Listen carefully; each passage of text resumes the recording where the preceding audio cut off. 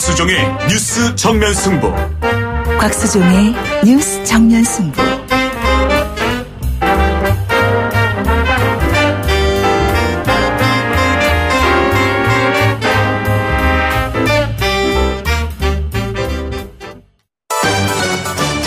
김작이 묻고 곽박이 경제로 답한다. 주파수 94.5 YTN 뉴스 FM 곽수종의 뉴스 정면 승부 3부 시작하겠습니다. 김 작가가 질문으로 문을 엽니다. 네, 김 작가입니다. 평창 동계올림픽 대회를 기념한 2,000원권을 발행해서 판매한다고 하는데요. 지폐는 2,000원권인데 가격은 한 장에 8,000원이라고 하더라고요. 네. 지폐는 2,000원권인데 왜 가격은 8,000원에 파는 건가요? 나쁜 사람들이네요. 기념 화폐라 그러셨죠? 기념한 거니까 2,000원, 액면가는 2,000원이지만 판매되는 판매 가격은 한 8,000원에 파는 것 같죠. 과거에 올림픽 때도 그렇고 아시안게임 때도 그렇고 또 대통령 취임 때도 그렇고 가끔가다 이렇게 기념주화를 또는 기념화폐를 기념우표도 발행하지 않겠어요? 근데 왜 이렇게 가격이 액면가보다 높으냐, 여러 가지 기금 마련을 위해서 쓰는 것도 이유가 있겠죠. 근데 이제 문제는 이거를 8,000원에 살 가치가 있느냐 없느냐의 문제인데 결국은 경제학에서 말하는 희소성의 원칙에 입각해야 될 것 같아요.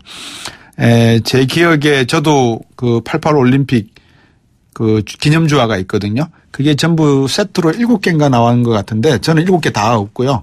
한 4개인가 있어요. 그 4개가 있는데 지금 그거를 7개 다 있다 하더라도 받아봐야 얼마 안 될 것 같아요. 한 250만 원 정도 내외가 되지 않겠나. 근데 1988년하고 지금하고 소비자 물가 비교하면 한 330만 원 정도 돼야 될 것 같은데 그게 220만 원, 250만 원밖에 되지 않는다는 말은 손해본다는 개념이잖아요.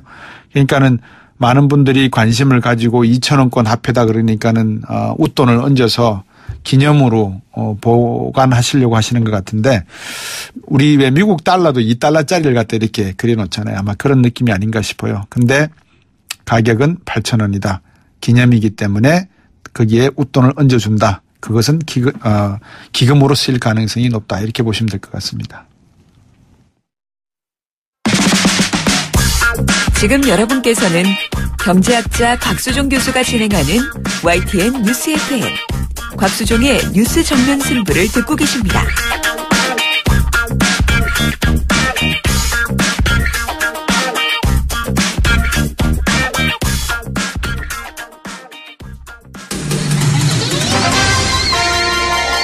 정면 스포츠.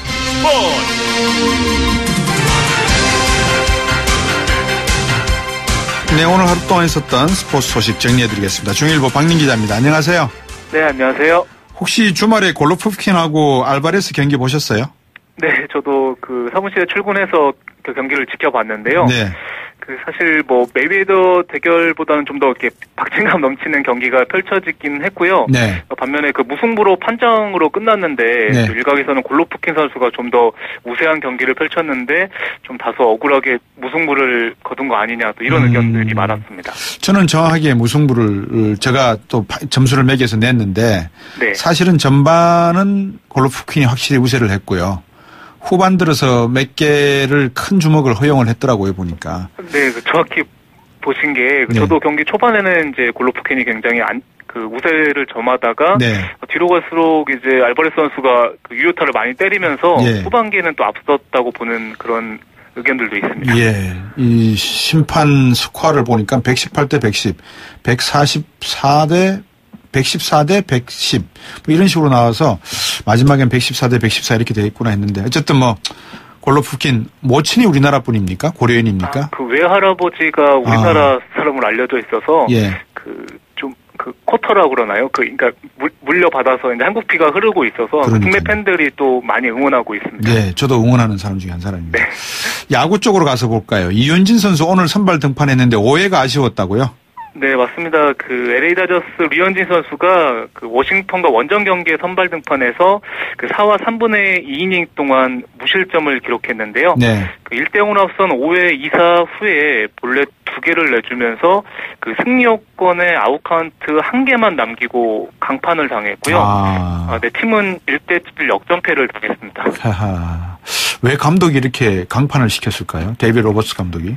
네, 사실 국내 팬들은 이제 로버츠 감독이 좀 너무 성급하게 강판한 거 아니냐. 예. 그렇게 좀 아쉬움을 표하긴 하는데요.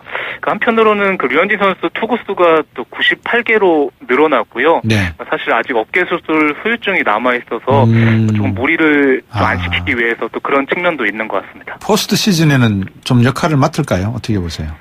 네, 현재 그 포스트 시즌에는 보통 선발 투수 4명을 돌리는데요. 네. 일단 커쇼와 다르비슈가 또 1, 2 선발이 확실시되고 네. 또 류현진 선수는 우두와 힐, 그 마에다와 경쟁 중인데요. 네. 또 후반기에 워낙 그 구위가 좋아서 또 3선발을 맡을 가능성도 있고 또 반면에 그 오늘은 또 확실히 또 신뢰를 얻지 못하는 모습을 보이면서 네. 또 중간 개투를 맡을 수도 있다는 전망도 있습니다. 그렇군요. 아마 로버츠 감독이 포스트 시즌 준비하면서 남은 경기에서 이런 로테이션을 머리에 두고 아마 선발을 기용할 것 같은데 재밌게 한번 지켜볼 수 있겠군요.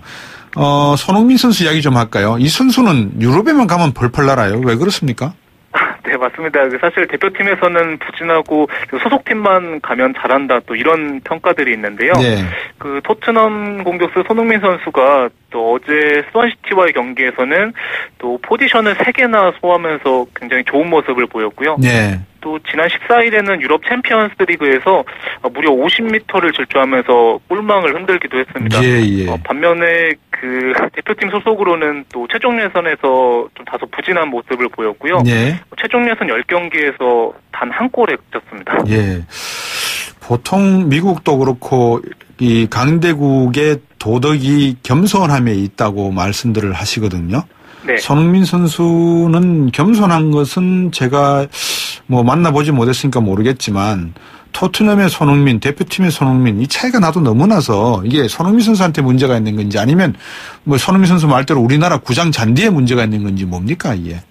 네, 사실 그 이란전에서는 서울 월드컵 경기장 잔디가 워낙 좋지 않았던 측면은 있고요. 네. 그 손흥민 선수가 사실 그 굉장히 제가 실제로 인터뷰를 한 3번 정도 개인적으로 해봤는데 네. 또 애국심이 좀 강한 선수입니다. 그래서 좀 다소 부담감을 느껴서 또 그런 측면도 있고요. 그 경기 측면으로 보면 사실 그 팀 동료들의 수준 차이도 있습니다. 일단 토트넘에서는 그 케인과 에릭센 등이 또 정확한 패스를 찔러주는 반면에 그렇죠. 대표팀에서는 좀 다소 그 절묘하게 들어가는 패스가 적고요. 네. 사실 토트넘은 템포도 빠른 반면에 예. 대표팀은 템포가 느린 측면도 있어서 예. 또 손흥민 선수가 또 태극마크만 달면 좀 작아지는 경향이 있습니다. 예. 그렇지만 이렇게 다른 선수들이 다 뭐 토트넘만큼 손흥민을 뒷받침해 줄 수 없다 그러면 본인이 만들어낼 수 있는 찬스도 있어야 될 건데 좀 답답한 마음은 있겠습니다. 간단하게 유소연 선수 메이저 여왕에 올랐다는 소식은 뭡니까?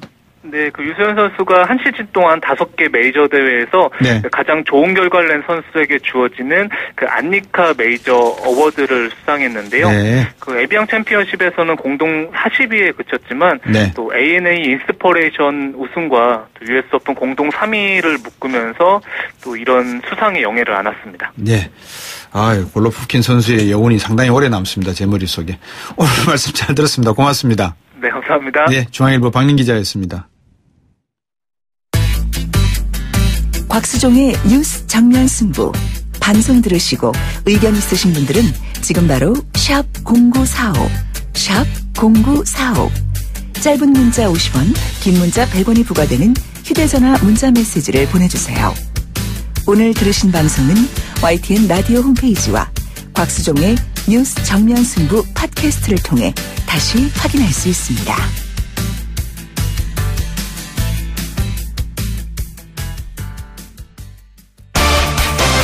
정면 승부, 팩트 진검 승부, 트루맨. 팩트 진검 승부 트루맨 시간입니다. 팩트체크 전문 미디어 뉴스톱의 김준일 팩트체크 나오셨습니다. 안녕하십니까? 안녕하세요. 네, 시사인의 김은지 기자 나오셨습니다. 안녕하세요. 네, 안녕하세요. 제가 이 청취자분들이 보내주신 글자를 읽어드릴 시간이 별로 없어서 잠깐 좀 한 1분만 시간을 주시면 네. 숨 돌리실 동안에 제가 몇 개 소개를 좀 해드릴까 합니다. 1552번님. 중국에서 사업을 하고 있습니다만 지금 우리나라 기업들이 상당히 어렵습니다. 우리나라에서는 업체들 다 힘들어하고 있는데 무엇을 도와주고 있는지요. 좀 정부가 이런 문제 심각하게 봤으면 합니다라는 문자 보내주셨고요. 3496번님 그리고 4051번님 많은 분들이 소방관 문제에 대해서 개선에 대한 필요성을 이야기해 주셨습니다. 그리고 앞에서 인터뷰했던 블랙리스트에 대한 문자들도 많이 보내주셨는데요. 7505번님 그리고 6656번님 많은 분들이 문자를 보내주셨습니다. 자, 그러면 오늘 팩트체크 한번 해보겠습니다. 앞에서 예고해 드렸던 대로 오늘은 법원 검찰개혁을 말하다입니다. 전반부에서는 법원을 그리고 후반부에서는 검찰개혁 팩트체크를 한번 해볼 건데요. 법원개혁 관련해서 꼭 짚고 넘어가야 될 대목이 있으면 이게 25일 퇴임하는 양승태 대법원장인데요. 6년의 임기 동안 이념과 개혁 논란이 끊임없이 휩싸였습니다. 먼저 저희가 준비한 양 대법원장의 6년 이 내용에 대해서 한번 내용들을 들어보시겠습니다. 오늘 제15대 대법원장으로 취임하기 위하여 이 자리에 선 저희 가슴 속에는 대임을 맡은 영예와 기쁨이 찾아들기에 앞서 책무의 막중함과 소명의 엄중함으로 인한 책임감만 무겁게 자리하고 있습니다. 국민과 진정으로 교류하고 소통하여야 합니다. 우리는 열린 마음으로 국민으로 하여금 법원 속을 들여다보게 하고 거꾸로 우리가 국민 속으로 들어가 마음을 열어보임으로써 국민과 함께 호흡하는 투명하고 열린 법원을 만들어가야 합니다. 새로운 시대에 맞는 혁신적이고 창조적인 모든 방안을 강구하여 국민이 사법부에 참여하는 문호를 넓히고 법정뿐 아니라 법원 업무가 행해지는 모든 현장에서 국민과 끊임없이 소통하면서 국민의 다양한 목소리에 귀를 기울입시다. 우리가 최선의 노력을 기울인다면 사법부에 대한 믿음과 애정이 국민의 마음속에 튼튼히 자리 잡게 될 것입니다. 정운호 전 네이처리퍼블릭 대표로부터 금품을 받은 혐의로 김수천 부장판사가 구속됐습니다. 10년 만에 대법원장이 이제 사과까지 하겠다는 얘기가 나오는 상황인데요. 사실 기억할지 모르겠는데 한 2년 전에 명동 사채왕에게 돈을 받았던 판사 한번 구속된 적이 있었습니다. 근데 그 당시에 그 최민호 판사는 이제 부장판사가 아니었고요. 현직 부장판사로는 사상 최초로 이제 구속이 된 건데 그렇게 생각하시면 되죠. 국민들이 바라볼 땐 유무죄 판단하고 구속 여부를 결정을 해야 될 판사가 구속이 됐다라고 하니까 사실 재판 전체에 대한 공정성, 신뢰성에 대해서 굉장히 심하게 훼손이 됐기 때문에 지금 법원 내에서도 굉장히 이번 사건은 중하게 바라보고 있는 것 같습니다. 현직 부장판사가 법관의 직무와 관련한 그에게 금품을 수수한 혐의를 받고 구속된 일로 인해 엄청난 충격에 휩싸여 이 모임을 열고 있습니다. 저는 이 자리를 빌려 사업부를 대표하여 이 일로 인해 국민 여러분께 끼친 심려에 대해 깊이 사과드립니다. 앞으로 밝혀질 내용에 따라 엄정한 조치를 취할 것을 약속드리는 바입니다. 청렴성을 의심받는 법관의 재판은 아무리 법리에 부합하는 결론을 낸다 해도 불공정한 재판으로 매도될 수밖에 없습니다. 법관에게 청렴성은 다른 기관에 있어서의 청렴성과 의미가 다릅니다. 그것은 법관의 존재 자체와 직결되는 것이기 때문입니다. 친애하는 법원장 여러분, 청렴성에 관한 신뢰 없이는 사법부의 미래도 법관의 명예도 없습니다. 기본적인 잣대 얘기도 안 했던 양승태 대법원장은 법원을 얼마나 망가뜨렸습니까? 내부적으로 사법권 독립을 완전히 침해해가지고 판사들 줄 세우고 순치시켜버렸거든요. 그거를 이제는 넘어서서 그야말로 판사들이 정말 헌법과 법률과 양심에 따라 독립해서 심판할 수 있도록 하는 헌법의 사법권 독립 조항이 제대로 구현될 수 있도록 또 그렇게 해서 궁극적으로는 정의당의 노회찬 의원님이 얘기하셨지만 법이 만인에게 평등해야 되는데 만 명에게만 평등하다고 하시잖아요. 얼마나 지금 사법에 대한 불신이 크고 유전무죄, 무전유죄라는 말이 거의 뭐 진리처럼 받아들여지고 있지 않습니까? 국민을 위한 사법이 될 수 있도록 하는 게 지금 이제 새 대법원장 또 사법부가 가야 될 길이라고 생각합니다. 이는 오직 법과 원칙에 따라 진행되어야 할 재판에 대한 부당한 영향을 미칠 수 있는 현상으로서 재판 독립에 대하여도 심각한 위협으로 다가오고 있습니다.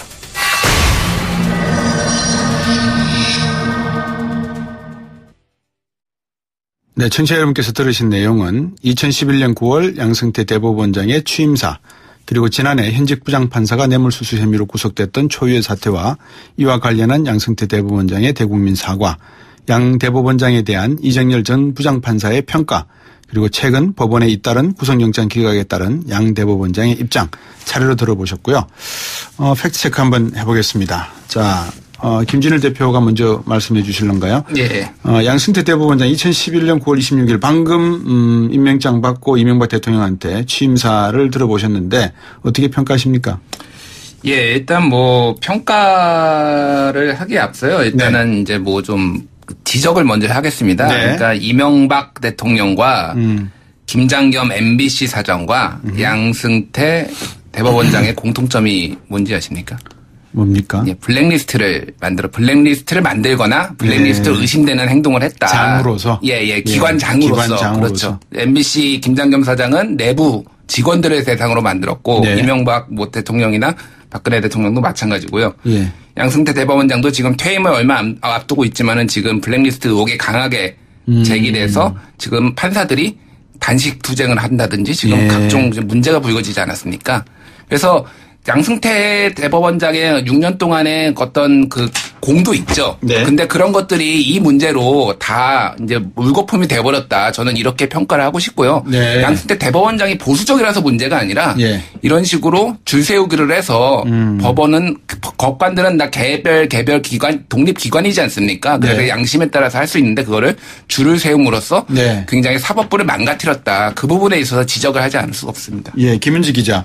네. 방금 김진일 대표가 줄 세우기 했다. 블랙리스트가 사법부 안에서 양 대법원장이 한 일 중에 하나다. 결국은 사법행정에서 다양성 부족, 제왕적 행정 이런 비판을 하셨는데 왜 이런 비판이 나올까요? 네, 실제로 임명했던 사람들을 쭉 보면요. 충분히 네. 그런 비판이 나올 수 있습니다. 네. 임명 제청한 13명 대법관 중에서 4명을 제외하고는 모두가 속칭 서호남이라고 해서요. 법원에서 떠도는 말인데. 서호남이 뭐예요? 서울대 50대 남성 고위법관 출신이라고 해서요. 굉장히 일률적이다라는 평가를 받고 있는 거죠. 그렇기 때문에 기본적으로 그 전임 대법관과 비교될 수밖에 없는데요. 그 네. 전임 대법관 같은 경우에는 소수 의견을 많이 냈던 독수리 5남매라고 있었습니다. 그래서 소수 의견이 무조건 중요한 건 아니지만요. 네. 사회의 다양성을 반영할 수 있는 법원의 발맞춤이라고 볼 수 있을 텐데 네. 진보와 보수 문제를 떠나서요. 네. 하지만 이번 양승태 대법원에서는 그런 모습들이 부족했다라는 평가를 받을 수밖에 없습니다. 네. 그 취임 2년 차가 2012년이었는데 그때 퇴임하는 대법관이 4분이셨잖아요. 예. 그때 후임 인선이 어떻게 됐었습니까? 혹시 기억나세요? 아, 제가 그 이름까지는 다 그때 못했는데 예. 그러니까 지금 전원 다 이제 그 6년 동안 이제 다 교체가 됐거든요. 왜냐하면 그렇죠. 임기가 이제 6년이니까. 그런데 네. 이제 아까 전에 김은지 기자가 말씀하셨듯이 네. 지금 다 그 이번에 문재인 정부 들어서 임명된 두 분은 서울대가 아니에요. 성균관대 1명, 고대 1명. 그러면 나머지 이제 총 14명 중에서 본인 포함해서 14명 중에서 2명을 빼고 12명 중에서 고대 1명, 한양대 1명 있고요. 다 서울대입니다. 전부. 네. 전부 서울대고요. 그리고 아까 얘기했듯이 보수적인 이제 50대 남성으로 했는데 이제 보수적인 게 사실은 문제는 아닙니다. 근데 그렇죠. 이제 대법원의 문제는 예. 그러니까 사회의 어떤 다양한 그러니까 우리 사회가 보수만 있는 게 아니지 않습니까? 그럼 예. 대법원에서 최종적으로 마지막으로 예. 이제 어떤 관문이 됐을 때 판결해 줄 때 진보적인 시각도 반영해 주고 보수적인 시각도 반영해 주면서 해야 되는데 네. 모두가 보수가 돼 버리면은 이제 그러니까 이 사법, 재판에 이제 발전이 없습니다. 항상 해오던 대로 하기 때문에 그래서 네. 소수 의견이라는 게 굉장히 중요한 것이고요.